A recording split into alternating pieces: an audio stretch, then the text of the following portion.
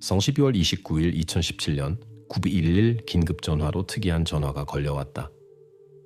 자신을 션 파른돈이라고 소개한 발신자는 배관공으로 일하면서 배수관에서 약 5겨 10kg의 고기처럼 보이는 것을 발견했다고 보고했다. 이 전화는 경찰을 캐나다 온타리오주 바르샤바의 맥밀란 드라이브에 있는 한 집으로 인도했다. 션은 하수구를 막고 있는 불안한 발견을 했다. 추가 조사는 경찰을 45세의 이웃 아담 스트롱에게 인도했다. 놀랍게도 스트롱은 즉시 자신의 냉동고에 증거가 있다고 자백했다. 이 자백은 더 많은 조사가 필요한 복잡하고 어두운 이야기의 시작일 뿐이었다. 2017년 오샤와에서 전국을 충격에 빠뜨린 충격적인 범죄가 일어났다. 9월 11일 오샤와 항구 근처 온타리오 호수에서 충격적인 발견이 이루어졌다. 한 소년이 할아버지와 낚시를 하다가 물속에서 이상한 것을 발견했다. 당국은 즉시 현장에 도착하여 증거를 수집하고 조사를 시작했다. 다이버들의 철저한 수색에도 불구하고 모든 증거 부분을 찾지 못했다. 조사 결과 발견된 조각들은 여성의 것이었지만 사건의 원인은 불분명했다. 조각에 남겨진 명확한 흔적으로 경찰은 의도적인 범죄였다고 의심했다. 누락된 부분으로 인해 사람을 식별하기 어려워 DNA 분석이 필요했다. 발견 후 2달이 지난 2017년 11월 9일에야 조각들이 같은 해 8월 말에 실종된 오샤와의 18세 임산부 로리 호지의 것이라는 것이 밝혀졌다. 로리 호지는 1999년 7월 9일에 태어났으며 어머니 셰넌 디온의 사랑을 받았다. 그녀의 아버지에 대해서는 알려진 바가 거의 없지만 일부 친척들은 어려운 삶을 살았다는 평판이 있었다.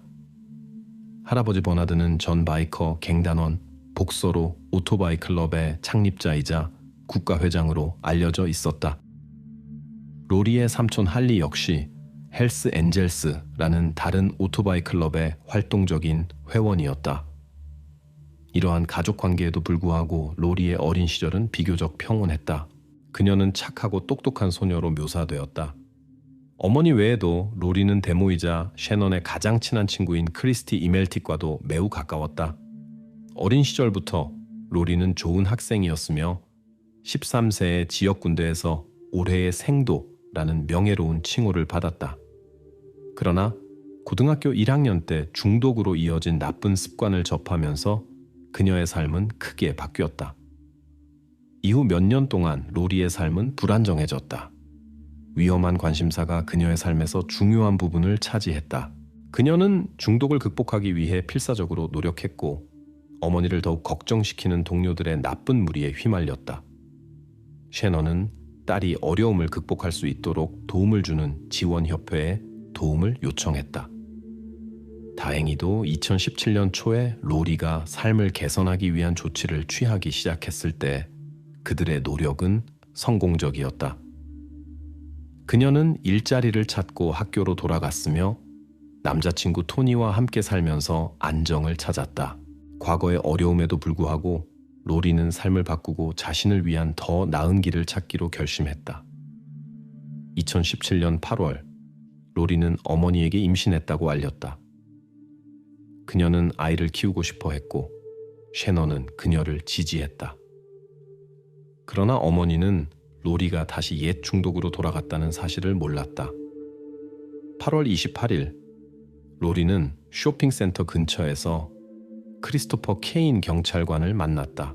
그는 수년 동안 소녀의 복지에 관심을 가지고 중독과 싸우는 데 도움이 되는 사회 서비스와 연결하기 위해 모든 노력을 기울였다. 대화 중에 로리는 나쁜 습관으로 돌아가고 있으며 그것을 지불하기 위해 데이트를 하고 있다고 인정했다. 그녀의 상태에 깊이 걱정한 케인 경찰관은 그녀를 도울 적절한 사회 서비스를 찾기로 결심했다. 불행하게도 그가 돌아왔을 때 로리는 사라졌다. 다음 날인 2017년 8월 29일, 로리의 친구들과 어머니는 정신 상태가 악화되어 그녀를 병원으로 데려갔다. 불행히도 그들은 알 수 없는 이유로 그녀와 함께 머물 수 없었고 몇 분 후에 떠났으며 로리는 혼자 남겨졌다. 이상하게도 그녀는 필요한 의료 도움을 기다리지 않고 15분 후에 병원을 떠났다. 감시 카메라는 그녀가 조용히 병원을 떠나는 모습을 기록했는데 이것이 그녀의 마지막 확인된 생존 징후였다. 그 이후로 그녀의 행방은 알려지지 않았다. 가족과 친구들이 며칠 동안 그녀로부터 아무 소식도 듣지 못하자 걱정이 커졌다. 최악의 상황을 두려워하며 그들은 경찰에 실종 신고를 했고, 이는 도시 전체에 걸친 광범위한 수색을 촉발시켰다. 그들은 또한 전체 지역에 로리의 사진이 있는 전단지를 붙였다. 안타깝게도 그녀를 찾으려는 모든 시도는 실패했으며 DNA가 강에서 발견된 증거와 로리를 연결하고 도시에서 범죄가 발생했다는 사실을 확인할 때까지 그랬다. 그러나 사건은 아직 끝나지 않았다. 경찰은 남은 모든 증거를 수집하고 사건의 전체 그림을 재구성하는 어려운 과제에 직면했다. 모두가 조사가 성공적으로 마무리되기를 바랐지만 예상치 못한 전화는 모든 기대를 넘어섰다. 첫 번째 증거 발견 후 단 2달 만에 맥밀란 드라이브 19번지 집의 위층 주민들은 지속적인 하수 문제에 시달리기 시작했다. 상황이 너무 악화되어 12월 29일 부부는 배관공을 불러야 했다. 위층 화장실에 막힘이 없었고 배관공들은 아래층 이웃인 45세의 아담 스트롱의 아파트에 들어갈 수 있는 허가를 요청했다. 아래층에서 일을 시작했을 때 그들은 불쾌한 냄새를 감지했는데 그것은 이상하고 하수도 냄새와는 달랐다. 아담이 불안하고 초조해지면서 상황은 더욱 우려스러워졌다. 그는 방 안을 왔다 갔다 하며 배관공들의 모든 움직임을 관찰하고 많은 질문을 던졌다. 그의 행동이 작업자들을 짜증나게 했지만 그들은 무시하려고 했다. 아담은 자신이 문제를 해결하려고 시도했지만 실패했기 때문에 호기심이 있다고 설명했다. 배관공들은 그의 행동을 계속 무시했을 수도 있지만 파이프에서 발견한 것이 모든 것을 바꿨다. 발견한 것에 충격을 받은 배관공들은 즉시 경찰에 연락했다. 몇 분 후 경찰은 아파트에 도착했다. 그들은 배관공들이 실제로 범죄에 대한 중요한 증거를 발견했다는 것을 확인했다. 걱정하는 부부와 작업자들로부터 정보를 수집한 후 경찰관들은 아담 스트롱과 대화를 시작했다. 그들은 그가 정보를 숨길 것이라고 예상했지만 그의 자백은 그들을 충격에 빠뜨렸다. 고개를 숙인 채 아담은 그들이 무엇을 발견했는지 정확히 말하고 나머지가 필요하다면 그것들이 그의 냉동고에 있다고 덧붙였다. 아담은 즉시 체포되었고 경찰은 그의 아파트를 수색하기 시작했다. 모든 구석이 더럽고 공기 중에 끔찍한 냄새가 나서 어려웠다. 화장실에서 그들은 아담이 막힘을 해결하기 위해 변기를 제거한 것을 발견했다. 그러나 가장 놀라운 것은 침실에서 발견했다. 냉동고에서 그들은 로리 하지가 가지고 있던 "나는 살아있다" 라는 문구의 문신을 포함한 증거 자료를 발견했다. 추가 DNA 분석은 발견된 증거가 실제로 최근 강에서 발견된 것과 관련이 있다는 것을 확인했다. 경찰관들은 또한 아담이 자신의 목적을 위해 즉석 테이블을 만들었다는 것을 발견했다. 수색 중에 그들은 많은 이상한 물건들과 함께 피해를 입히기 전에 해제될 수 있었던 자체 제작 폭발 장치를 발견했다. 그럼에도 불구하고 폭발 장치가 어디서 왔는지 확인할 수 없었다. 아담이 범행을 저질렀다는 직접적인 증거가 없기 때문에 경찰은 그를 1급 범죄로 기소할 수 없었다. 대신 그는 증거 은폐로 기소되었다.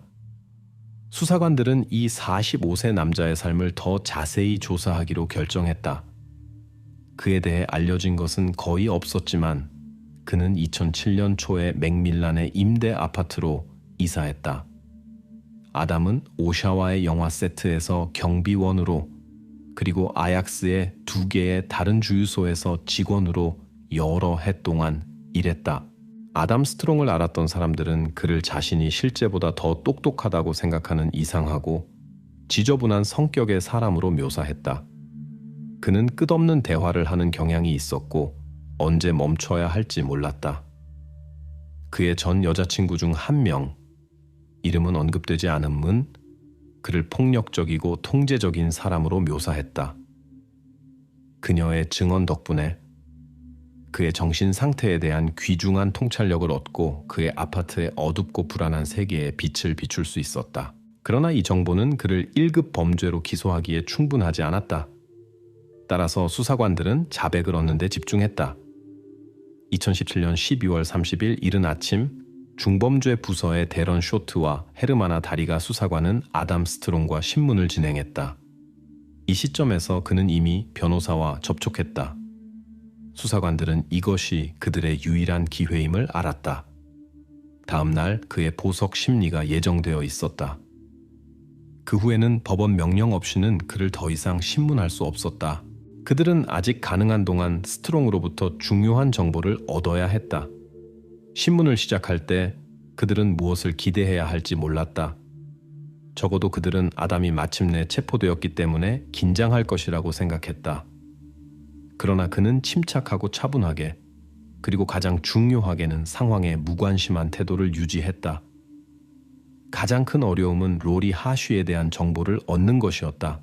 아담이 이전에 그의 냉동고에 증거가 있다고 자백했다는 것을 고려할 때 그의 완고한 침묵은 이해할 수 없었다.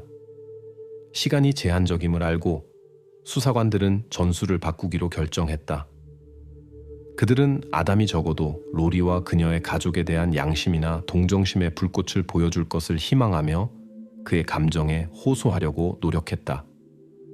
그러나 아담은 계속해서 대화 주제를 바꾸었고 그의 대답은 충격적으로 무관심했다. 로리가 그의 아파트에 있었다는 것을 증명할 충분한 증거가 없었지만 그들의 궁극적인 목표는 그녀의 운명에 대한 진실을 찾아내는 것이었다. 불행히도 아담 스트롱은 예상보다 더 어려운 상대로 판명되었다. 2시간 동안의 신문 내내 로리에 관한 모든 질문에 그는 답변하지 않았다. 진전이 없음을 보고 수사관들은 마지못해 신문을 중단하기로 결정했다. 로리와 아담 스트롱의 만남의 비밀은 해결되지 않은 채로 남았다. 다행히도 아담은 보석이 거부되어 체포기간이 연장되었기 때문에 수사관들에게 구금 상태로 남아 있었다. 경찰은 계속해서 그의 집을 더 많은 증거를 찾아 수색했다. 이미 발견된 증거에 대한 보고서는 사건을 더 잘 이해하는 데 도움이 되었다. 조사 결과 비극 전 로리의 상태에 대한 정보가 밝혀졌다. 집에서는 로리의 DNA가 있는 구부러진 망치가 발견되었다. 그러나 그것이 가장 중요한 발견은 아니었다. 수사관들이 수색을 완료한 것으로 생각했을 때 그들은 또 다른 놀라운 발견을 했다. 2018년 7월 아담이 체포된 지 7개월 후 그들은 그의 집 주방 서랍에서 알 수 없는 흔적으로 덮인 도구를 발견했다. 조사 결과 발견된 DNA는 로리가 아닌 캔디스 피츠패트릭이라는 다른 소녀의 것이었다. 캔디스 피츠패트릭은 1989년 2월 3일에 태어났다. 그녀의 초기 생활에 대해 알려진 것은 거의 없다. 그녀의 아버지 윌리엄 피츠패트릭은 이름이 알려지지 않은 그녀의 어머니와 이혼했다. 이혼 후 윌리엄은 엘버타로 이사했고 캔디스는 오샤와에 있는 어머니와 함께 남았다. 그녀의 삶은 혼란스러운 생활 방식으로 특징 지어지는 격동의 과정을 겪었다. 어느 시점에서 그녀는 집에서 사라졌고 그녀의 아버지는 오샤와에서 그녀를 찾기 시작했다. 그녀가 돌아왔을 때 캔디스는 혼자 살고 싶다는 소망을 표현했다. 2018년 그녀가 19세가 되었을 때 그녀의 삶은 거의 완전히 통제를 벗어났다. 로리와 마찬가지로 그녀는 문제가 있는 소녀였고 중독과 싸웠으며 그것을 위해 돈을 마련하기 위해 의심스러운 수단을 사용했다. 캔디스는 종종 며칠 또는 몇 주 동안 사라졌지만 항상 돌아왔다. 2008년 3월까지 그때 그녀의 가족이 그녀를 마지막으로 본 후였다. 그녀의 실종에 대해 점점 더 걱정하면서 윌리엄은 도시 전체에서 적극적으로 딸을 찾기 시작했다. 놀랍게도 캔디스의 실종은 실종된 지 2년 후인 2010년에야 공식적으로 경찰에 신고되었다. 윌리엄은 2008년에 캔디스 때문에 여러 번 경찰에 갔지만 그녀의 습관과 생활 방식 때문에 그녀의 실종이 심각하게 받아들여지지 않았다고 보고했다. 10년간의 불확실성과 기다림 끝에 캔디스 피츠패트릭의 가족은 마침내 항상 두려워했던 가슴 아픈 소식을 받았다. 이 두 소녀 사이에 부정할 수 없는 유사성은 그들의 어려운 삶의 여정을 넘어섰다. 그들의 외모도 놀라울 정도로 비슷했다. 운명의 아이러니는 그들의 실종 사이에 10년의 차이가 있음에도 불구하고 둘 다 같은 운명을 겪었고 같은 사람이 관련되어 있다는 것이다. 캔디스 사건 이후 아담이 10년 동안 발견되지 않은 채로 남아있지 않았다면 로리는 이 운명을 피할 수 있었을 것이다. 캔디스 사건의 증거는 아직 발견되지 않았다. 오직 한 사람만이 이 이야기의 비밀을 알고 있었다.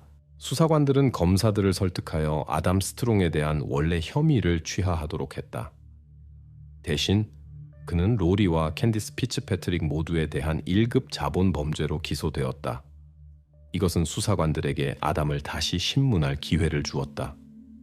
순간의 중요성을 고려하여 경찰서는 복잡한 사건 조사의 전문성으로 알려진 폴 미틴 수사관을 불러들였다. 2018년 11월 18일 첫 신문 셔 8개월 후 아담 스트롱은 다시 신문을 받았다. 이것은 가장 중요한 신문이었다. 미틴 수사관의 놀라움에 아담은 자발적으로 감옥에서 어떻게 대우받고 있는지 이야기했다. 수사관은 아담이 아직 핵심 문제에 도달하지 않았지만 적어도 대화를 나눌 의향이 있다는 긍정적인 신호로 보았다. 민감한 세부 사항을 논의하기 전에 신뢰와 이해를 쌓기를 바라며 미틴 수사관은 아담의 음식 요청을 들어주었다. 신뢰를 쌓은 후 미틴 수사관은 사건의 주제를 다룰 때가 되었다고 느꼈다. 10시간의 어려운 신문 후 수사관은 모든 필요한 정보를 얻는 데 성공했고 신문을 마치기로 결정했다.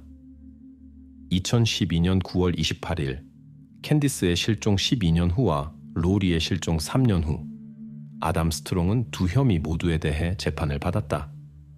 그에 대한 모든 수집된 증거에도 불구하고 그는 두 사건 모두에 대해 무죄를 주장했다. 재판 중 검찰은 아담 스트롱에 대한 그들의 버전을 뒷받침하기 위해 신문 기록을 포함한 수많은 증거를 신중하게 제시했다. 아담이 신문 중에 로리와 함께 있었던 일에 대한 세부 사항을 공개하지 않았지만 검찰은 존재하는 증거를 기반으로 그들의 이론을 구축했다. 그들의 버전에 따르면 아담은 특정 서비스에 대한 돈을 제공함으로써 로리를 자신의 집으로 유인했고 그 후 범죄를 저질렀으며 증거를 숨기기 시작했다. 휴대폰 데이터는 아담이 9월 4일 강 지역에 있었다는 것을 보여주었는데 이는 우연한 낚시 여행에서 증거가 발견되기 일주일 전이었고 이는 그에 대한 증거를 더욱 강화했다. 검찰은 캔디스의 사건도 비슷한 시나리오로 진행되었다고 주장했다. 반면에 변호 측은 아담의 범죄 관여를 부인하고 모든 것이 로리의 나쁜 습관 때문이며 아담 스트롱은 단지 흔적을 제거하려고 시도했다고 주장했다. 법정에서 아담은 어려운 어린 시절로 자신을 정당화하려고 했다. 그는 어린 시절에 트라우마적인 경험을 했으며 이것이 그의 정신에 깊은 흔적을 남겼다고 주장했다. 그가 여성들의 가족들에게 애도를 표했지만 그의 말은 불성실하게 들렸다. 그의 행동은 그의 행동에 대한 우려스러운 정도의 무관심과 후회의 부재를 보여주었다. 법정에 제시된 증거는 아담 스트롱이 그의 행동과 그 결과를 완전히 이해했다는 것을 명확히 보여주었다. 그가 자신이 무엇을 하고 있는지 정확히 알고 있었고 양심의 가책이 없었다는 것은 분명했다. 실제로 그는 감옥을 외로움과 재정적 어려움과 관련된 어려운 상황에서 벗어나는 길로 보았다. 아담은 감옥이 제공할 수 있는 기본적인 필요를 얻기 위해 자신의 자유를 포기할 준비가 되어 있었다. 2021년 5월 아담 스트롱은 종신형을 선고받았다. 이것은 국가의 법률에 따라 부과될 수 있는 최고 형벌이다. 비록 가족들이 사랑하는 이들을 되찾을 수는 없었지만 그들은 정의가 이루어졌다고 느꼈다. 같은 해 7월 스트롱은 캔디스 피츠패트릭 사건의 증거 위치에 대한 귀중한 정보를 제공했다. 이 정보를 바탕으로 그는 2021년 11월 4일 증거가 묻혀 있는 지역으로 경찰을 안내했다. 11월 8일 당국은 마침내 오랫동안 기다려온 증거를 발견하는 데 성공했다. 법의학 조사 후 11월 13일에 발견물이 실제로 캔디스 피츠패트릭 사건과 관련이 있다는 것이 확인되었다. 2022년 6월 경찰은 아담의 아파트에서 추가 증거를 발견했다. 그러나 이 발견의 세부 사항은 조사가 계속 진행 중이기 때문에 비밀로 유지된다. 이는 아담 스트롱이 경찰이 아직 해결해야 할 다른 범죄에 연루되어 있을 가능성을 시사한다. 최근에 집을 구입한 한 부부는 이전 소유자들이 14년 동안 해결하려 했던 어두운 비밀이 숨겨져 있다는 것을 알지 못했다. 진실이 마침내 밝혀질 때 많은 사람들은 이 비밀의 해결책에 얼마나 가까웠는지 알게 되어 충격을 받을 것이다. 1998년 농경지로 유명한 캘리포니아의 조용한 도시 살리나스로 돌아가 보자. 여기에는 부지런하고 친절한 사람들이 살고 있다. 이 조용한 도시에서 젊은 부부인 다이앤과 에릭은 1996년에 나바호 드라이브에 5개의 침실과 80제곱미터의 주거 공간을 가진 집을 구입했다. 2년 후 에릭은 새로운 통풍관을 추가하여 난방 시스템을 개선하기로 결정했다. 그는 필요한 작업을 수행하기 위해 부엌의 해치를 통해 지하실로 내려갔다. 지하실은 어둡고 좁았으며 약 60cm 높이였고 에릭은 작은 손전등으로 길을 비추며 기어서 이동해야 했다.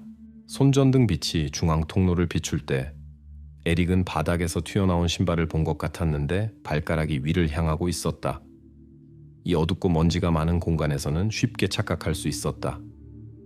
같은 밤 나중에 그는 다이애나에게 자신의 관찰에 대해 이야기했지만 그녀는 이전 소유자들이 새 주민들을 위해 지하실에 남겨둔 오래된 신발일 것이라고 추측했다.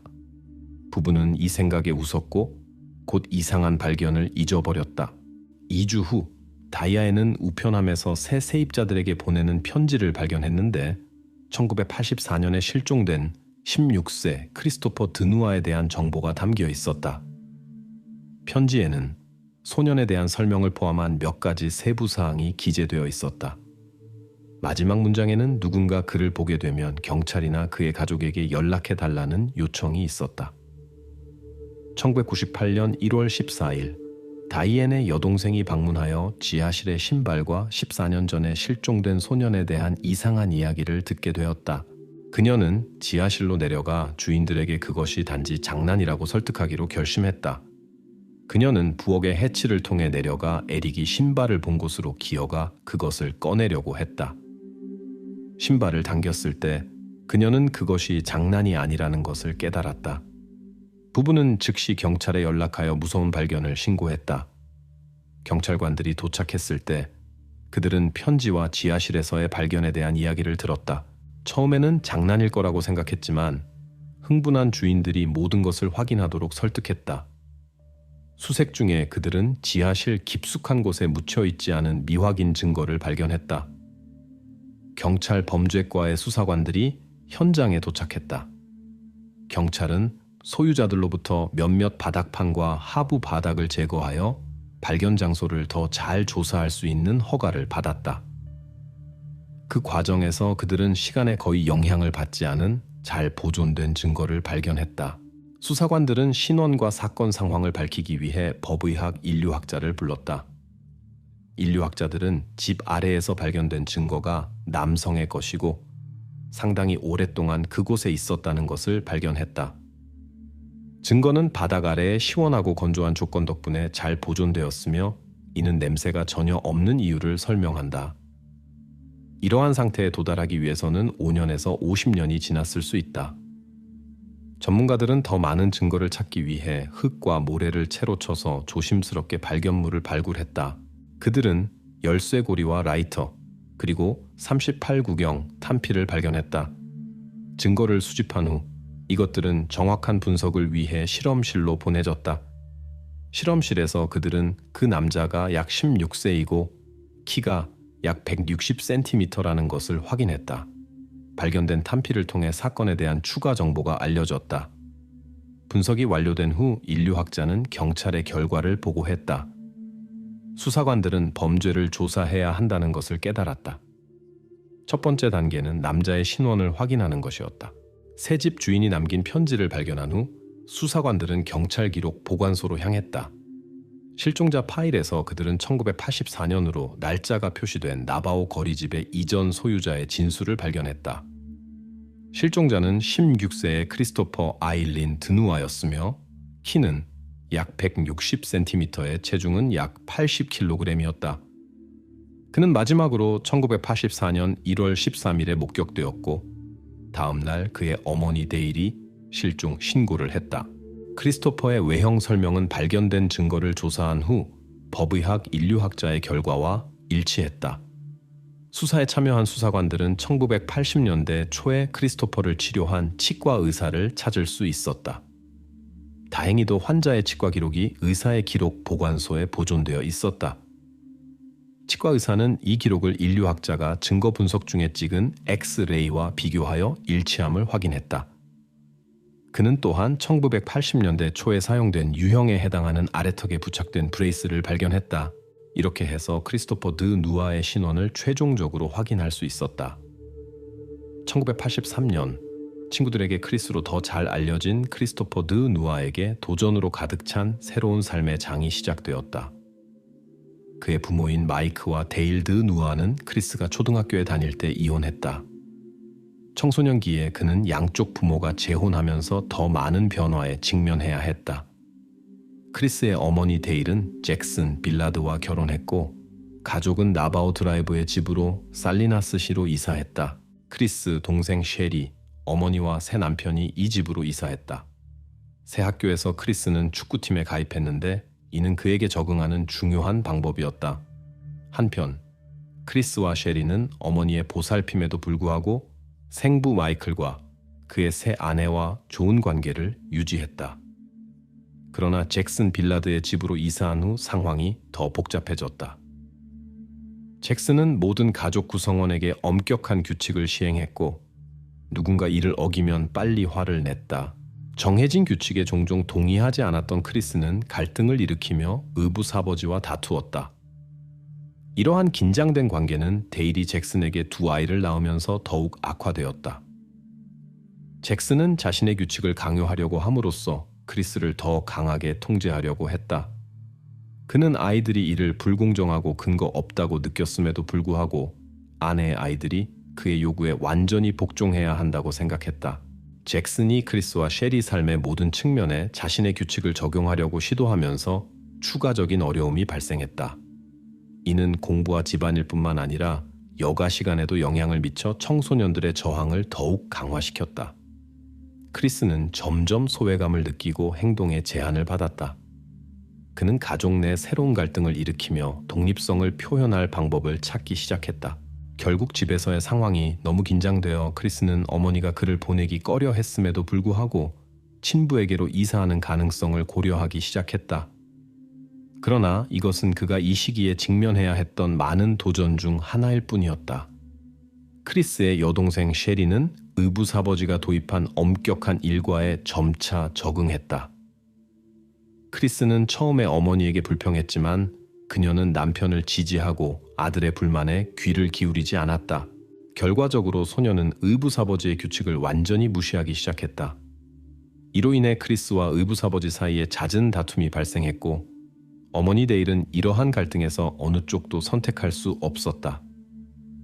1983년 15세 크리스는 이미 상당히 성숙해 있었다. 그는 축구팀에서 뛰었고 키는 160cm에 체중은 80kg이었다.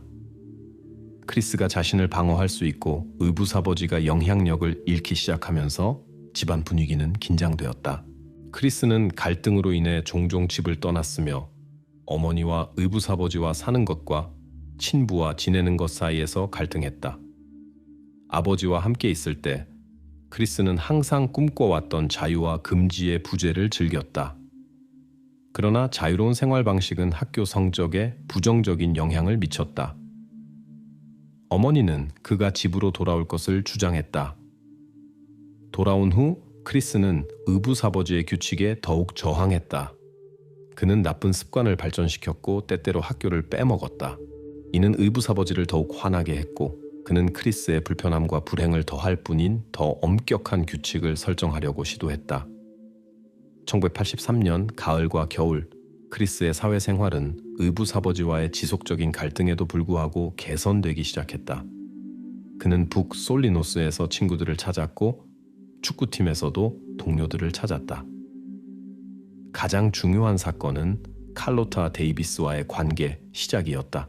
크리스는 그녀와 가정 문제를 공유했고 마침내 편안함을 느꼈으며 사랑에 빠지고 삶에 만족하는 행복한 10대가 되었다. 1984년 1월 그의 의붓아버지와의 긴장이 고조되었다. 그는 크리스가 만지지 않도록 음식과 음료에 표시를 하기 시작했다. 친자식과 크리스의 대우 차이가 점점 더 분명해졌고 특히 크리스에 대한 엄격한 태도가 두드러졌다. 실종되기 일주일 전 크리스는 울면서 칼로텍에 갔다. 그는 자신이 가장 좋아하는 개 중 하나가 갑자기 아프게 되었고 추가 검사 결과 동물에게 설치류 독이 투여되었다는 것이 밝혀졌다고 말했다. 크리스는 누가 그랬는지 알고 있었고 여동생 셰리에게 집에서 도망치고 싶다고 말했다. 금요일인 1월 13일 잭슨은 직장에서 데일에게 전화를 걸어 크리스가 집을 나갔다고 보고했다. 데일은 즉시 집으로 가서 크리스의 물건이 여전히 있다는 것을 확인했다. 그의 모든 옷은 옷장에 걸려 있었고 여행 가방은 손대지 않은 채로 있었다. 그녀는 칼로텍에 전화하여 크리스를 봤는지 물었지만 그녀는 하루 종일 그를 보지도 말하지도 않았다고 대답했다. 걱정된 데일은 아들이 있을 수 있는 모든 장소에 전화를 걸었지만 그는 어디에도 없었다. 다음 날 크리스가 돌아오지 않자 데일은 경찰서에 가서 그의 실종을 신고했다. 그러나 경찰관들은 그녀에게 걱정할 필요가 없다고 확신시켰다. 크리스는 단지 밖에서 시간을 보내고 있으며 곧 돌아올 것이라고 했다. 그럼에도 불구하고 데일은 뭔가 잘못되었다는 느낌이 들었다. 아들이 실종된 지 3일 후 데일은 크리스로부터 전보를 받았다. 그것에는 이렇게 적혀 있었다. 엄마, 저는 괜찮아요. 뉴포트 비치로 가고 있어요. 떠나서 미안해요. 머물러서 계속 공부하고 싶었지만 예상치 못한 상황이 발생했어요. 잭이 어떤 면에서는 맞았어요. 제 무례함을 용서해 주세요. 제 물건들을 돌봐주세요. 나중에 가지러 올게요. 크리스. 추신. NFL에 들어가면 다시 만나요. NFL에 대한 이 문장은 데일을 매우 불안하게 했다. 그녀는 크리스가 프로축구 선수가 될 의도가 전혀 없었다는 것을 알고 있었다. 그는 다음 해에 학교팀을 위해 뛸지조차 확신하지 못했다. 전보를 받은 후 데일의 걱정은 더욱 커졌다. 그녀는 경찰에 연락하여 우려를 보고했지만 경찰관들이 전보에 대해 알게 되자마자 그들은 즉시 사건을 종결하고 그들이 의심했던 대로 아들이 단순히 가출했다고 추정했다. 경찰이 수색을 중단한 후 데일은 혼자서 노력을 계속했다. 그녀는 크리스의 사진과 설명이 담긴 전단지를 인쇄하여 넓은 지역에 붙였다. 데일은 캘리포니아 고속도로를 따라 운전하며 누군가 그녀의 아들을 알아보거나 그가 직접 보고 집에 연락하기를 바라며 휴게소와 주유소에 전단지를 남겼다. 수색의 몇 주는 몇 달이 되고 그리고 몇 년이 되었다. 그러나 데일은 포기하지 않고 모든 가능한 단서를 계속 추적했다. 크리스가 실종된 지 5년 후 데일, 잭슨, 그리고 그들의 아이들은 살리나스에서 인근 도시인 마리나로 이사했다. 이사 후 그녀는 이전 주소로 편지를 보내 새집 소유자들에게 그녀의 아들이 실종되었다는 것을 알리고 그의 설명과 일치하는 사람이 그들의 문에 나타나면 연락해달라고 요청했다. 데일은 아들이 집에 돌아와서 그들이 이사했다는 것을 보고 그녀가 소년을 다시 품에 안을 기회를 놓칠 수 있다는 생각을 견딜 수 없었다. 1998년 집 아래에서의 갑작스러운 발견은 수사관들이 세입자 중 한 명을 의심하게 했다. 경찰은 어떤 일이 있었는지 이해하기 위해 소년의 가족 구성원 외에 누군가를 신문해야 했다. 수사관들은 그가 칼로타 데이비스라는 여자친구가 있었다는 것을 알게 되었다. 그들은 먼저 그녀를 방문하기로 결정했다. 소년은 수사관들이 발견에 대해 말했을 때 충격을 받았다. 칼로타는 크리스가 그녀의 첫사랑이었다고 말했다. 그들은 그가 실종되기 1년 전에 만났고 그녀는 그가 작별 인사 없이 도망쳤다고 믿지 않았다. 그녀는 또한 크리스와 그의 의붓아버지 잭슨이 자주 다투었다고 언급했다. 수사관들이 대화한 다음 사람은 오하이오에 살고 있는 크리스의 여동생 셰리였다. 셰리도 크리스와 잭슨 사이의 관계가 긴장되어 있었다는 것을 확인했다. 잭슨 빌라라도는 매우 엄격했고 크리스는 이를 좋아하지 않았으며 그들의 갈등은 더욱 악화되었다. 셰리가 최근의 발견에 대해 알게 되었을 때 그녀는 매우 놀랐다. 그녀는 항상 오빠가 도망쳤다는 것에 의심을 품었지만 그가 잘 지내고 있기를 바랐다. 수사관들은 셰리에게 집에서 불쾌한 냄새를 느꼈는지 물었다. 그녀는 오빠가 실종된 후 집에 끔찍한 냄새가 있었고 그것이 몇 주 동안 지속되었다고 기억했다. 부모들은 그 원인이 집 아래의 동물이라고 설명했다. 그러나 경험 많은 수사관은 그러한 냄새가 동물로부터 나올 수 없으며 더 심각한 무언가와 관련이 있을 수 있다는 것을 알고 있었다. 크리스의 어머니 데일은 여전히 잭슨 빌라르도와 결혼해 있었고 살리나스에서 15분 거리인 캘리포니아의 마리나에서 그와 함께 살고 있었다. 데일은 남편이 없을 때 자신의 집에서 신문을 받았다. 이 시점에 그녀는 네 번째 아이를 기다리고 있었다. 그녀는 1984년에 실종된 아들에 대해 질문을 받았다. 데일은 크리스가 실종된 날 직장에 있었다고 말했다. 잭슨은 집에 있었고 그녀에게 전화를 걸어 크리스가 집을 나갔다고 말했다. 그녀는 수사관들에게 경찰에게 알렸고 그의 실종 3일 후에 전보를 받았다고 말했다. 그녀는 그것을 수사관에게 보여주었다. 전보에서 크리스가 잭이 어떤 면에서 맞았다고 쓴 문장은 크리스가 의부사버지와 긴장된 관계를 가지고 있다는 것을 알고 있던 수사관의 의심을 불러일으켰다. 이것은 그에게 이상하게 보였다. 수사관들은 크리스의 어머니에게 아들이 실종된 후 5년 동안 살았던 집 바로 아래에서 증거가 발견되었다고 알렸다. 그녀가 들은 것을 처리하는데 시간이 걸렸다. 의심에도 불구하고 그녀는 여전히 크리스가 언젠가 돌아오기를 희망했다. 그러나 이제 그녀는 그를 다시는 보지 못할 것이라는 것을 인정해야 했다. 그녀가 다소 진정된 후 그녀는 오랫동안 전보가 위조되었다고 의심했다고 인정했다. 그녀와 딸 셰리는 크리스가 그런 말을 쓰지 않았을 것이라고 확신했다. 또한 데일은 아들이 기회가 있었다면 차라리 전화를 걸었을 것이라고 믿었다. 수사관들은 그녀에게 크리스와 잭슨의 관계에 대해 물었고 그녀는 그들이 결코 서로를 이해하지 못했다고 확인했다. 크리스의 어머니를 신문한 후 수사관은 증거가 발견된 위치에 대해 계속 생각했다. 그는 누가 짧은 시간 내에 구멍을 파고 증거를 숨길 시간이 충분히 있었을지 생각했다. 잭슨의 전화부터 데일이 집에 돌아올 때까지는 몇 시간밖에 걸리지 않았다. 곧 데일이 1984년 1월에 임신했다는 사실이 밝혀졌는데 이는 그녀가 지하실에서 파는 것이 불가능했을 것이라는 의미였다. 수사관들은 잭슨 빌라르데와 대화하기로 결정했다. 이 시점에 그는 43세였고 여전히 전화회사에서 일하고 있었다. 수사관들은 그를 직장에서 찾았다. 그들이 처음 알아차린 것은 잭슨이 작았다는 것이었다. 약 150cm에 체중은 70kg 미만이었다. 그들이 의부사들과의 관계에 대해 물었을 때 잭슨은 그들이 어려움을 겪었다고 인정했지만 부모가 아이들과 갖는 일반적인 문제였다고 덧붙였다. 그런 다음 그들은 그에게 크리스토퍼가 실종된 날을 설명해 달라고 요청했다.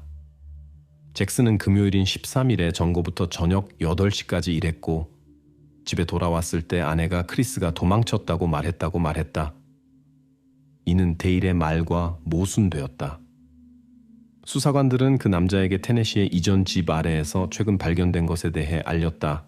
그의 아내와 딸이 언급한 냄새에 대한 질문에 잭슨은 반응하지 않고 어떤 냄새도 기억나지 않는다고 말했다. 잭슨에 대한 신문 후 경찰은 그의 집에 대한 수색 영장을 얻었다. 발견된 물건 중에는 38구경 리볼버가 있었다. 탄도 검사 결과 지하실에서 발견된 탄피가 완전히 일치했다. 또한 잭슨이 아무것도 버리지 않는다는 것이 밝혀졌다. 그는 1980년대부터의 모든 편지, 청구서, 계좌, 명세서를 상자에 보관하고 있었다. 이 서류들 중에서 수사관들은 1984년에 전화 청구서를 발견했다. 같은 해 1월에 빌라르데의 집 전화로 전보 주문에 대한 청구서가 발행되었다. 1999년 2월 6일 잭슨은 체포되어 몬터레이 카운티 교도소에 수용되었으며 $100만 보석금으로 구금되었다. 같은 해 6월 재판이 시작되었다. 검찰은 오직 잭슨 빌라르다만이 그러한 행위를 저지를 수단과 기회를 가지고 있었다고 주장했다. 검찰은 잭슨의 동기가 크리스토퍼트 누아르와의 좋지 않은 관계였다고 주장했다. 1984년 1월 13일 금요일 크리스와 의붓아버지 사이에 갈등이 있었다. 빌라르다는 자제력을 잃고 예측할 수 없게 행동하기 시작했다. 그는 이 좁은 공간을 위해 충분히 작았기 때문에 집 지하실에 증거를 끌어다 숨길 수 있는 유일한 사람이었다. 수사관들은 잭슨의 치수를 가진 경찰관을 이용하여 재구성을 수행했고 모든 흔적을 숨기는 데 1시간이 필요하다는 것을 확인했다.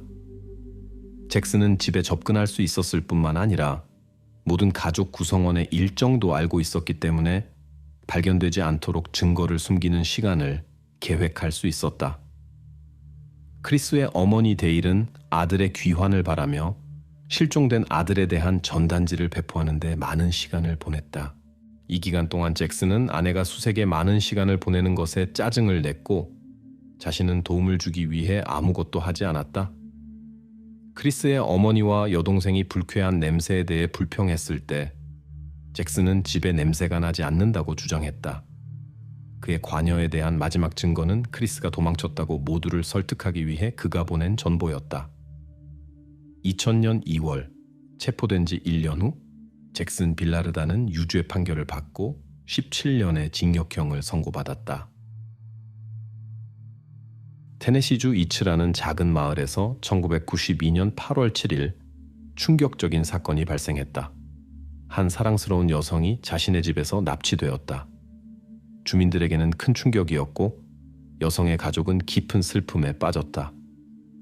FBI는 범인을 함정에 빠뜨리려 했지만 그들이 가진 유일한 단서는 몸값 요구 전화였다. 알 수 없는 남자가 여성의 남편에게 전화를 걸어 그의 조건을 충족시키지 않으면 결과가 돌이킬 수 없을 것이며 남편은 아내를 다시 보지 못할 것이라고 위협했다. 이츠 마을은 멤피스에서 약 30분 거리에 위치한 작은 정착지로 1992년 당시 약 500갱 중 600명이 살고 있었다. 모두가 서로를 알고 범죄가 거의 없는 시골 지역이었다. 이 범죄가 발생했을 때 현지인들은 충격을 받고 믿을 수 없었다. 친척들에게 도이라고 불리는 마사 로버츠는 1948년 앨런 로버츠와 결혼했다. 그들은 자녀가 없었고 멤피스에서 여러 성공적인 사업체를 소유하고 있었다. 부부는 사업을 팔고 이츠의 60헥타르의 땅을 구입하여 집을 짓고 조용하고 평화로운 삶을 살았다. 그들의 관계는 조화로웠으며 서로에게 완벽했다. 도이는 친절함으로 알려졌고 항상 다른 사람들을 돕기 위해 노력했다. 그 운명의 날, 앨런은 아무것도 모른 채 자신의 집 중 하나에 대한 잠재적 구매자와의 만남을 위해 떠났다. 그는 오전 10시에 출발하여 집 견학을 준비했다. 그러나 만남을 약속한 사람은 나타나지 않았다. 오후 5시경 앨런은 일과를 마치고 집으로 향했다. 도착했을 때 그는 차고 문이 열려 있는 것을 알아차렸다. 이 비정상적인 광경에도 불구하고 차는 제자리에 있었고 그 옆에는 아내의 자전거가 있어 매우 이상하게 느껴졌다. 집에서 앨런은 아내를 찾았지만 어디에서도 찾을 수 없었다. 부엌 테이블에서 그는 아내의 흡입기를 발견했는데 이는 그를 매우 걱정스럽게 했다. 아내는 천식을 앓고 있었고 여러 차례 병원에 입원한 적이 있었다. 그녀는 약 없이는 지낼 수 없었다. 앨런은 무슨 일이 일어났는지 이해할 수 없었다. 하루가 저물어가자 그는 아내가 어디로 사라졌는지 알아내기 위해 친구들과 지인들에게 전화를 걸기 시작했다. 경찰에 전화하기로 결정했을 때 그는 번호를 누를 수 없었다. 이 순간 그는 범죄자로부터 전화를 받았다. 발신자는 앨런에게 그의 모든 요구를 충족시키지 않으면 아내를 다시 보지 못할 것이라고 알렸다. 범죄자는 $100,000의 몸값을 요구했다. 앨런이 상황의 심각성을 깨달았을 때 그는 대화를 녹음하기 위해 자동 응답기를 켜려고 했지만 범인은 마치 그의 의도를 예상한 것처럼 응답기에서 테이프를 꺼내 파괴하라고 명령했다. 앨런은 복종하고 명령을 수행했다. 그 후 그는 즉시 경찰에 전화했다. 몇 분 후 거리에서 사이렌 소리가 들렸다. 경찰, 보안관, FBI 요원들이 빠르게 현장에 도착했다. FBI 수사관들은 침입 흔적을 찾기 위해 집의 모든 문과 창문을 조사했지만 아무것도 발견하지 못했다. 집 안팎에 저항의 흔적은 없었다. 먼저 무슨 일이 일어났는지 밝혀내야 했다. 경찰관들은 앨런에게 범인과의 대화 내용과 그의 발언 세부 사항에 대해 질문하기 시작했다. 그러나 그 남자는 충격을 받았다. 그는 말없이 앉아 한 곳을 응시하며 아무 말도 하지 않으려 했다. 앨런은 마침내 전화에 대해 이야기하기로 결정했다. 그는 외국 악센트를 가진 남자로부터 전화를 받았는데 그 남자는 도의를 가지고 있다고 주장하며 10만 달러를 요구했다고 보고했다. 또한 그는 앨런에게 경찰에 가지 말라고 요구했다. 그러나 FBI 요원들은 그의 이야기에 뭔가 이상한 점이 있다고 느꼈다. 범인이 돈 전달에 대한 명확한 지시를 하지 않았다는 것이 이상했다. 일반적으로 이런 상황에서는 명확한 요구사항이 있으며 수사관들은 이 사건의 동기를 이해할 수 없었다. 그들은 먼저 모든 가족 구성원을 의심자 명단에서 제외하기 위해 인터뷰하기 시작했다. 앨런 로버츠는 아내 도이를 마지막으로 본 사람이었고 추정되는 범인과 대화한 유일한 사람이었다. FBI는 로버츠 씨의 삶과 성격, 사회적 지위, 환경과 관련된 모든 것에 대한 철저한 조사를 시작했다. 한편 수사관들은 여성을 찾는 수색을 계속했다. 그 해에는 이런 사건이 매우 드물었고 이츠에서는 전혀 예상치 못한 일이었다. 이것은 실종을 더욱 수수께끼로 만들었다. 누구도 도이에게 무슨 일이 일어났는지 이해할 수 없었다. 앨런 로버츠는 범인이 다시 연락하여 10만 달러를 전달할 장소를 지정하기를 바랐다. 그러나 앨런은 FBI가 범인의 신원에 대해 자체적인 의심을 가지고 있다는 것을 알지 못했다. 수사관들은 실종자와 가까운 사람이 주요 용의자인 경우가 많다는 것을 알고 있었다. 앨런의 가능한 관여에 대한 이론을 확인하기 위해 FBI는 그의 집에 도청 장치를 설치했다. 요원들은 가능한 한 많이 듣기 위해 집 전체에 도청기를 설치했다. 또한 범인이 다시 연락할 경우를 대비해 로버츠의 집에 수사관들이 배치되었다. 앨런과 FBI 요원들이 중요한 전화를 기다리는 동안 이웃 중 한 명이 의심스러운 것을 이야기했다. 그녀는 정착지로 들어오고 나가는 하얀 밴을 봤다고 말했다. 경찰은 즉시 이 밴을 찾기로 결정하고 멤피스에서 아칸소까지, 테네시의 잭슨까지 고속도로를 따라 수색을 시작했다. 실제로 그들은 도로변 모텔 중 한 곳에서 하얀 밴을 발견했다. 경찰은 차량 창문을 두드리며 수색이 필요하다고 소유자들에게 말했다. 밴 소유자들이 불만족스러웠지만 그들은 경찰관들이 이를 수행하도록 허용했다.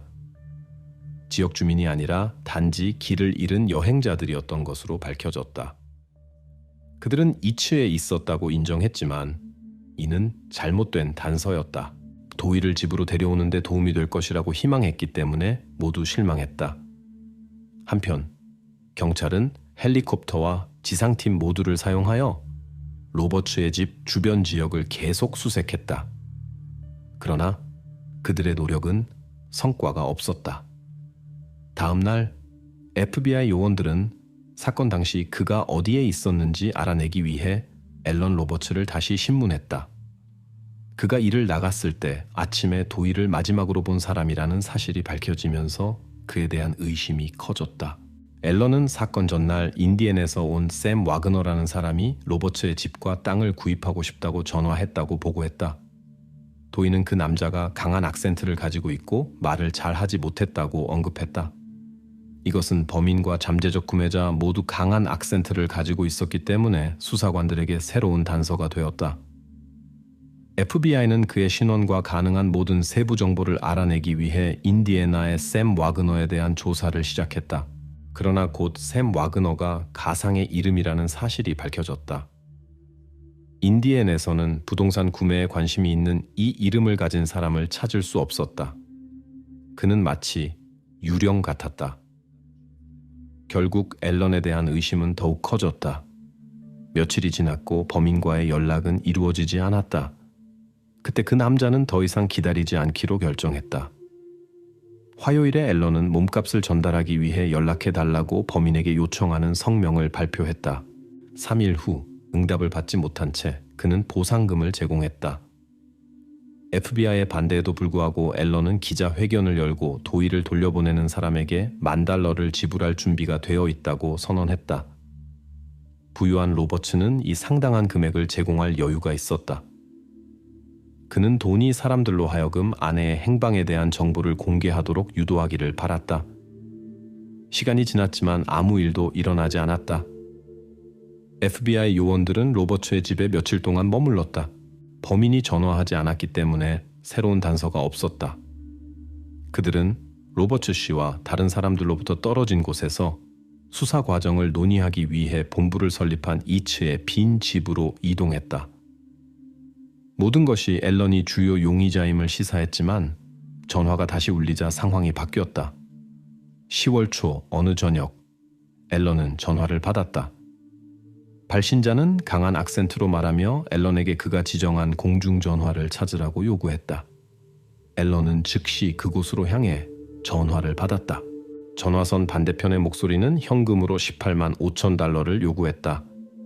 모두가 범인이 마침내 몸값 전달에 대한 지시를 줄 것으로 예상했지만 그렇지 않았다. 그는 돈과 도의를 교환할 시간과 장소를 언급하지 않았다. FBI는 다른 범인의 존재에 대한 직접적인 증거가 없었기 때문에 앨런이 관련되어 있을 수 있다고 계속 의심했다. 앨런은 이러한 의심을 무시하고 범인들과 접촉을 시도하는 노력을 계속했다. 카메라 앞에서 그는 설득력이 없어 보였다. 그의 경험을 모른다면 그가 유죄라고 생각할 수도 있었다. 시간이 지나면서 앨런은 점점 더 우울해졌다. 그는 어떻게 살아가야 할지 몰랐다. 외로움의 감정이 커졌다.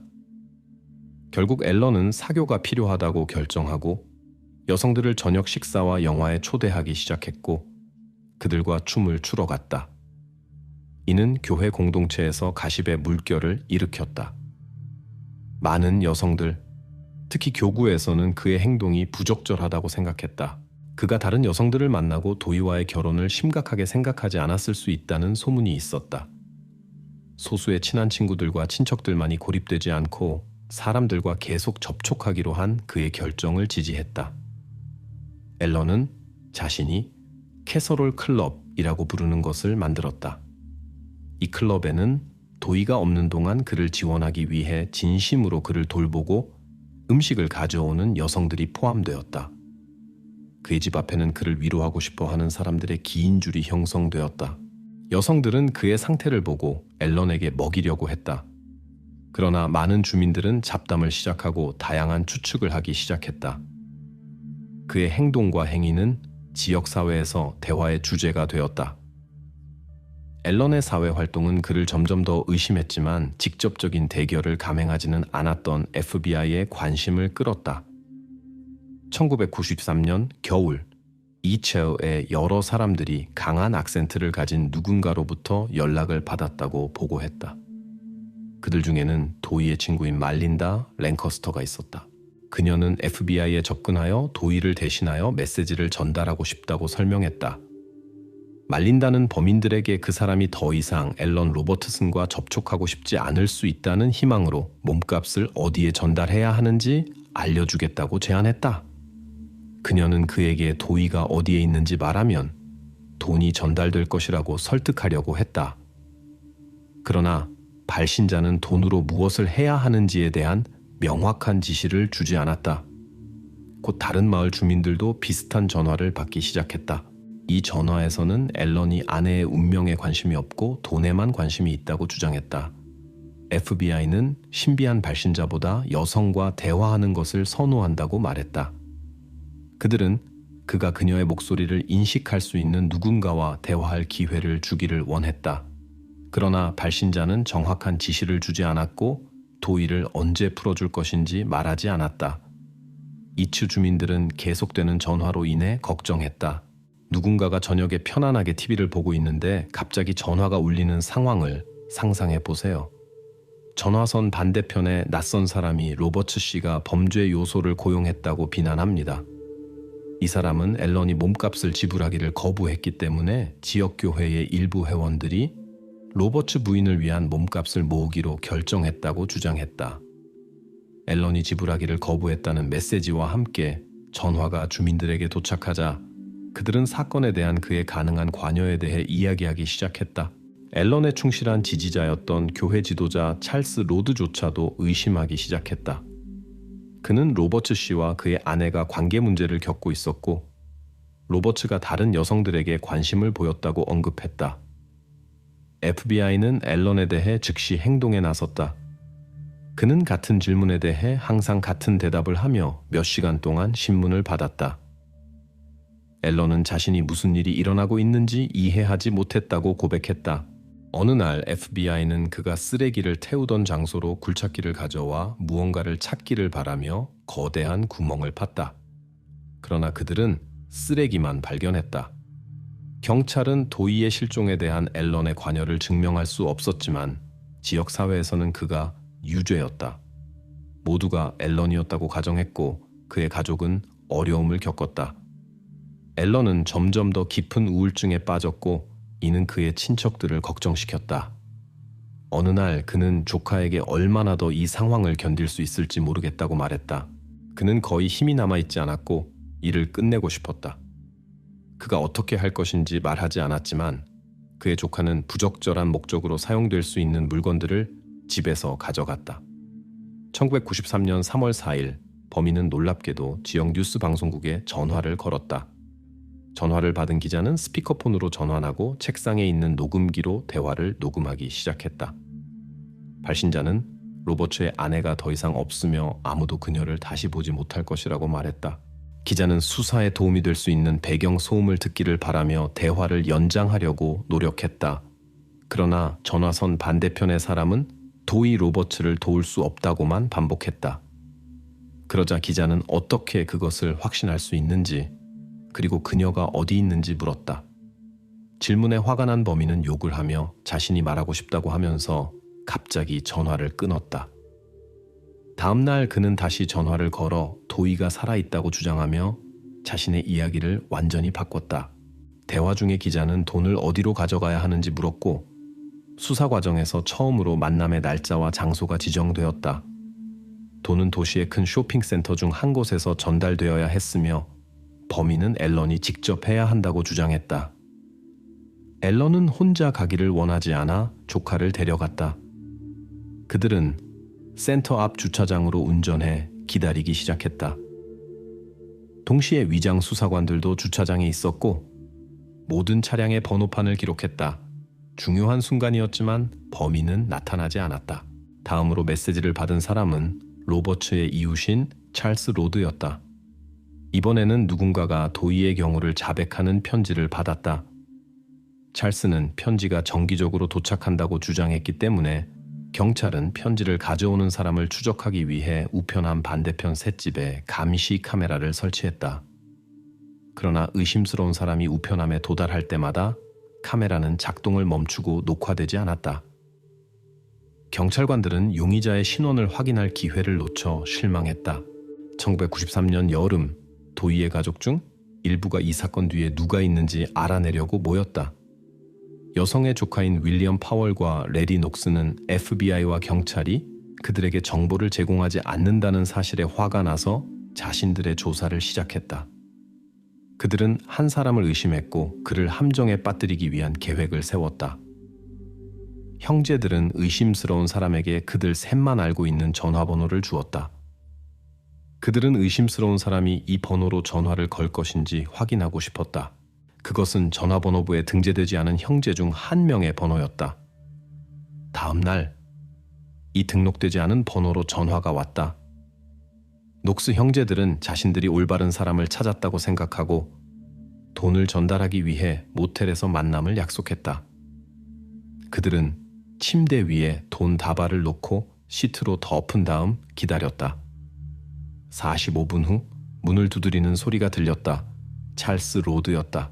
그들은 그가 그럴 것이라고 의심했고 문에서 그를 보았을 때 그들은 경솔하게 행동하지 않기 위해 간신히 자제했다. 찰스 로드는 지역 감리교회에서 큰 존경을 받았고 많은 이츠 주민들이 그를 존경했다. 찰스는 뭔가 잘못되었다고 느끼자 돕기 위해 왔다고 말하며 도이를 집으로 데려오기 위해 돈을 달라고 요청했다. 녹스 형제들은 거절했고 그때 로드는 실수를 했다.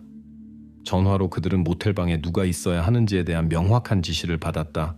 돈은 그들의 어머니가 전달해야 했지만 형제들은 이것이 너무 위험하다고 결정했다. 로드는 왜 너희가 여기 있니? 너희 어머니가 여기 있어야 해 라고 말했다. 그때 형제들은 그가 어떻게 알았는지 물었는데 이는 범인들에게만 알려진 사실이었다. 찰스 로드는 화가 나서 공격적으로 행동하기 시작했고 갑자기 모텔에서 달아났다. 형제들은 즉시 그를 FBI에 신고했다. FBI 요원들은 도이가 여전히 살아있고 그들이 그녀를 도울 수 있기를 바라며 빠르게 행동했다. 수사관들이 상호 신용금고 직원들과 대화한 후 그들은 로드 씨가 자신에게 상당한 액수의 대출, 약 20만 또는 30만 달러를 제공했다는 사실을 알게 되었다. 이 자금을 얻기 위해 그는 서류를 위조했다. 그의 재정 기록을 분석한 결과 그가 교회 자금도 횡령했으며 최소 1만 4천 달러였다는 것이 밝혀졌다. 교회 회계사만이 이 사실을 알고 있었다. FBI는 곧 중요한 세부 사항을 발견했다. 현재 찰스가 관리하는 회계는 이전에 도이가 처리했던 것이었다. 그는 그녀가 자신의 부정 행위를 밝힐까 두려워했다. FBI는 찰스 로드에게 발견된 모든 증거를 제시했다. 신문 중에 그는 즉시 도이의 실종에 관여했다고 인정했고 1992년 8월 7일 그녀가 실종된 날의 사건에 대해 이야기했으며 동기가 금전적 이득이었다고 설명했다. 그는 자신을 샘 와그너로 소개하고 오전 10시에 로버츠 씨와 부동산을 보기 위한 약속을 잡았다. 앨런이 집에 없을 것임을 알고 그는 자신의 행동을 계획했다. 로드는 그녀에게 찾아가 남편이 사고를 당했으니 그와 함께 병원에 가야 한다고 말했다. 로버츠 부인이 그의 차에 탔을 때 그는 그녀를 자신의 집으로 데려가 차고 위방에 가두었다. 찰스는 범죄 전에 다른 일도 했다고 고백했는데 이는 플랫폼 규칙 때문에 언급할 수 없다. 이 모든 시간 동안 그의 아내는 집에 있었다. 그의 동기에 대해 아무리 물어봐도 그는 모든 것을 돈 때문에 했다고 끈질기게 주장했다. 그러나 그는 몸값을 어디서 어떻게 전달해야 하는지 절대 언급하지 않았다. 경찰은 찰스가 수사 진행 과정에 대한 통제력을 즐기고 마을에서 일어나는 사건들을 즐기고 있다고 의심했다. 그것이 그의 진정한 이득이었다. 그러나 경찰은 여전히 그의 범죄의 증거가 어디에 있는지 알지 못했고 이를 알아내기 위해 노력했다. 로드는 강에 증거를 던져 처리했다고 주장했다. 다이버들은 하루 종일 강에서 도이 로버츠와 그녀의 개인 물품을 찾아 수색했지만 아무것도 찾지 못했다. 그때 FBI 수사관들은 로드가 이 이야기를 꾸며냈다는 것을 깨달았다. 그들은 끝없는 게임에 지친 그의 변호사들에게 연락했다. 찰스 로드는 형량을 줄이기 위해 진실을 말해야 했다. 변호사는 합의를 준비했다. 로드가 증거의 위치를 공개하고 유죄를 인정한다면 국가는 가장 엄중한 형벌을 요구하지 않을 것이다. 마침내 로드는 고백했다. 사건이 일어난 밤, 그는 자신의 마당에 구멍을 파고 신선한 퇴비 더미 아래에 증거를 묻고 석회를 부은 다음 그 위에 콘크리트를 부었다. 경찰이 지정된 장소를 발굴했을 때 증거는 묻혀있는 조건 덕분에 보존되어 있는 것으로 밝혀졌다. 발견된 물건 중에는 도이가 그날 밤에 도움을 받을 수 있었을 가능성을 시사하는 세부 사항이 있었다. 1993년 9월 16일 찰스 로드는 1급 범죄로 유죄 판결을 받았다. 그는 종신형에 20년이 추가된 형을 선고받았다. 사랑하는 아내와 관련된 사건에 연루된 혐의를 1년 동안 받은 후 앨런 로버츠는 마침내 무죄 판결을 받았다. 찰스 로드의 유죄 판결 후 앨런은 이사하기로 결정했다. 앨런은 지역 감리교회에 출석하여 지역사회가 자신에게 반대했다는 것에 대한 실망과 슬픔을 표현했다. 그는 교회 회원 명단에서 자신의 이름을 삭제해달라고 요청한 후 돌아서서 다시 돌아오지 않고 교회를 떠났다. 앨런은 이츠를 떠나 1994년까지 자신의 춤 파트너 중 한 명인 에스더 해먼드와 결혼하여 그의 생애 끝까지 행복하게 살았다. 반면 찰스 로드는 남은 생을 감옥에서 보냈다.